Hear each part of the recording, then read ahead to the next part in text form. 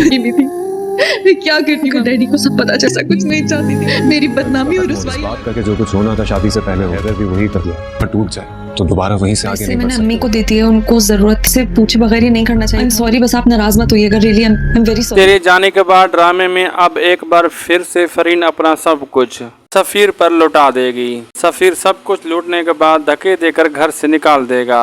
फरीन जब माँ के पास आएगी तो उसकी माँ वो भी उसे एक्सेप्ट नहीं करेगी। तब उसे एहसास होगा कि उसने कितनी बड़ी गलती की, अयाज को छोड़कर अपने घर वालों को धोखा देकर। जबकि दूसरी तरफ अशर की माँ को सिर्फ अशर का पैसा ही प्यारा है, सज्जल और अशर की खुशियाँ नहीं। वो तो पहले दिन से अशर और सज्जल को अलग करना चाहती थी। अब अशर इस बात को नहीं समझेगा और अपनी माँ की बातों में आकर इसी बात को वो बहस बनाएगा कि वो उमैर से मोहब्बत करती थी। और उसकी माँ के पास ये बात आने तक सज्जल को घर से निकाल दिया जाएगा और सज्जल पर बहुत ही मुश्किल वक्त होगा। लेकिन क्या अब अशर को माफ कर देगी या सज्जल फिर उमैर से शादी कर लेगी?